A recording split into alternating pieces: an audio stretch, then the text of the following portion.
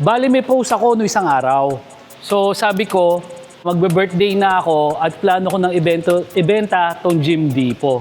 Panoorin niyo po itong buong video, ipapaliwanag ko kung ano yung mga plano ko para sa Gym Depot. Idang araw po, ako po si RP na Gym Depot.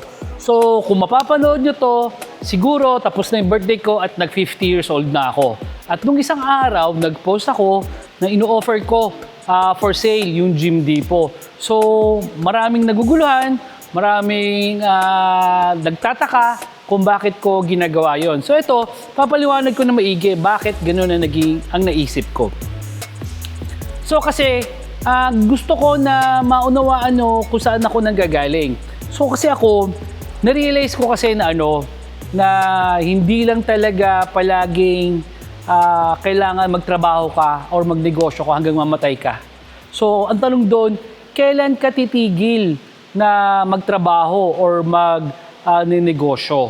Yun yung pinakamagandang tanong kasi karamihan sa atin, it's either hindi nakapagplano ng retirement or takot mag-retire kasi hindi nila alam ang gagawin nila. Ako kasi, alam na alam ko kung ano yung gagawin ko pag nag-retire na ako. At may gagawin ako, napakadami. So, sabi ko nga sa sarili ko, mula ngayon, gagawa at gagawa ako ng isang beses, isang buwan, ng isang bagay na kakaiba na hindi ko nagawa. Kasi gusto kong mabuhay ng, alam mo yun, yung na-maximize ko yung buhay ko. Ito kasi yung pinanguhugutan ko. Una, yung mga magulang ko kasi, namatay sila 10 days apart, 10 araw lang pagitan. So, kung di ako nagkakamali, isang August 7 at saka isang August 17 or August 5 or August 15. 10 araw. Tapos, ang edad nila noon, 63 years old. At doon sa edad nila na yon, yung tatay ko, 5 years. 5 years siyang naratay. Ang nanay ko naman, parang 2 years bago siya namatay, may sakit siya na cancer. So, 63 namatay ang tatay ko, 58 pa lang, na-stroke na siya. So, yun yung kinakatakutan ko na pwedeng mangyari sa akin na kakahabol ko doon sa magpakayaman ako. Ang magiging katumbas nun is yung quality life na meron ka. Diba? Sabi ko nga sa dami ng plano ko sa Gym Depot, bigyan mo ako ng 5 years. 5 years pa. Kayang-kaya kong i-times 5 kung ano meron kami ngayon. Kung ano yung nakikita nyo ngayon, kaya kong 500% paunlarin. May mga plano na ako doon Di ba? Pero, naisip ko paano kung matulad ako sa tatay ko. Di ba? Na 58, na stroke, nagkasakit. So, ang mangyari niya, 50 ako ngayon, trabaho pa uli ako ng 5 taon, 55, saka ako magre-retire. So, 3 taon na lang yung quality life na natitira sa akin. And mind you, yung tatay ko, judge siya bago siya namatay. Nagtatrabaho pa siya noon, nung na-stroke siya. So, ibig sabihin, nung nagkasakit siya, wala siyang choice. Hindi siya nag-retire. Kundi tumigil siya sa pagtatrabaho dahil may sakit na siya. So, yun yung ayoko mangyari sa akin. So, pero ito naman yung napagtanto ko. So, mula nung pinost ko yun, maraming gustong mag-invest. Hindi sila, ayaw nilang bilhin yung Gym Depot. Naiintindihan ko Bakit? Kasi, si Gym Depot, tsaka si RP kasi, magkaibang brand, pero iisa sila Parang hindi pwede na wala si Gym Depot at wala si RP. So, magkadikit.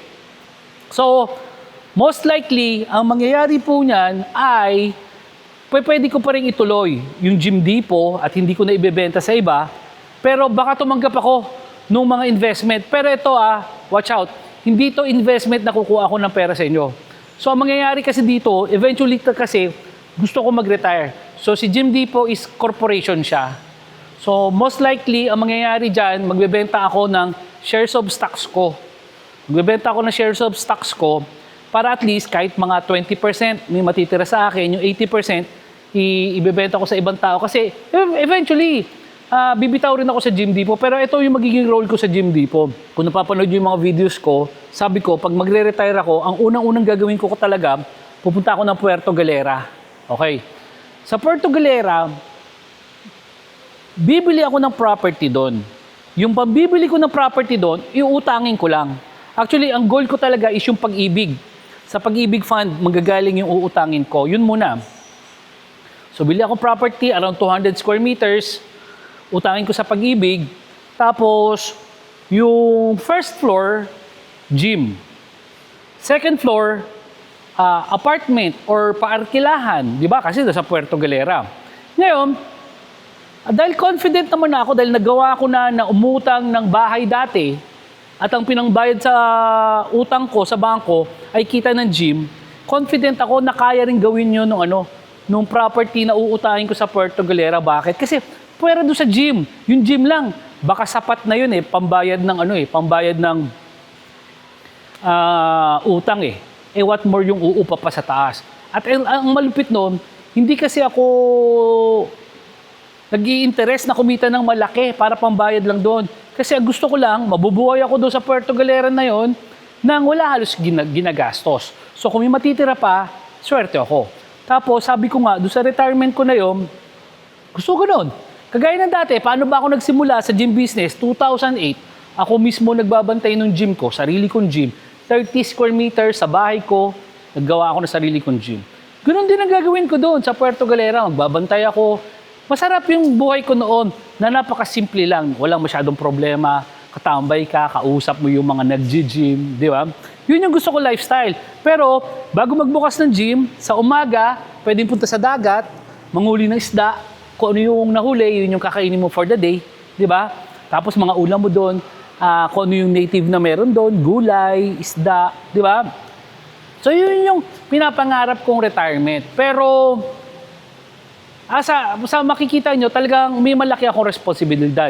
May responsibilidad ako sa mga tao ko, sa mga kliyente ko, at sa mga tao na nakukonvince ko na magtayo ng sariling gym business. So, ang mangyayari niyan, most likely, baka hindi talaga ako mawawala dito sa Gym Depot. Pero ganoon ang mangyayari noon. So, kukontinue natin yung mga vlogs natin na yun, katulad sa Puerto Galera na yun. Pwedeng araw-araw, nagbablog ako doon. Papakita ko sa inyo kung paano kumikita na aktual na sa gym business. Kasi sa totoo lang, honestly, malalaki na yung yung mga gym ko. Pakita natin yung Gym Republic Cavite City, Gym Republic Tarlac, at saka Gym Republic Lipa. Lahat yan, tagwa 1,000 square meters. Maganda siya. Maganda naman yung concept ng Gym Republic. Pero iba pa rin yung excitement ko doon sa magtatayo ako ng isang maliit na gym sa bahay ko uli. Kasi ginawa ko na yun Iba yung community pagka maliit yung gym mo, tapos maraming taong nagji-gym. Kasi kung makikita niyo yung mga gym ko, sobrang lalaki na. Sa honestly, dalawa yon. Hindi ko nakilala yung mga taong nagji-gym. Pangalawa, nahihiya ako. Nahihiya ako na mag-introduce na ako yung may-ari nung gym. Kasi parang nayayabangan ako pagka ginawa ko yun Pero doon sa bahay, ewan ko ba, parang nakatambay ka lang. Yun yung Inggit na inggit talaga ako dyan. Promise. Naiinggit ako doon kasi in a way na ako kasi papasok ako na 8 o'clock sa trabaho, uuwi ako alas 5. Babad ako doon sa trabaho sa stress Pero yung nagbabantay ng gym, yung may-ari ka ng sarili mong gym business, promise yun. Hindi, pwede kang pakape-kape. Mamaya matulog ka kung gusto mo. Kikita ka doon sa gym business. Yun yung gusto kong susunod na stage ng Yun ang susunod na stage ng mga vlogs natin. Yung actual na pagba-vlogs ng mga ganong klaseng gym. Tapos habang nandun ako, kaya kong i-operate yung Gym Depot.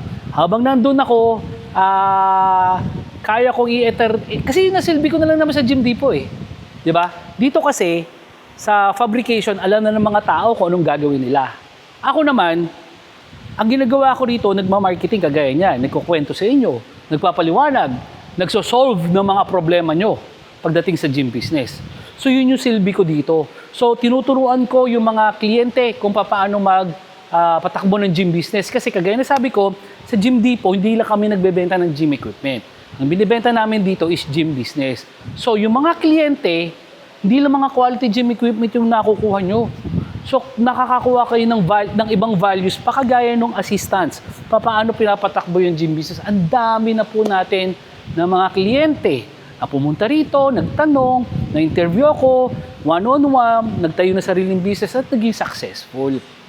So, siguro para masagot yung tanong nyo, di talaga ako siguro mawawala sa Gym Depot. At sa totoo lang, masaya naman ako sa Gym Depot.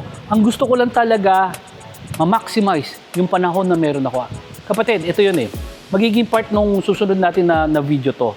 Magandang tanong to. Dito ko tatapusin yung video.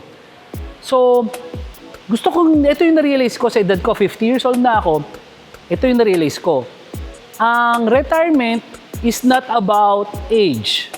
Ang retirement is not about money. Kukwento ko sa inyo sa susunod na video kung ano yung retirement. Magandang araw po. Ako po si RP ng Gym Depot.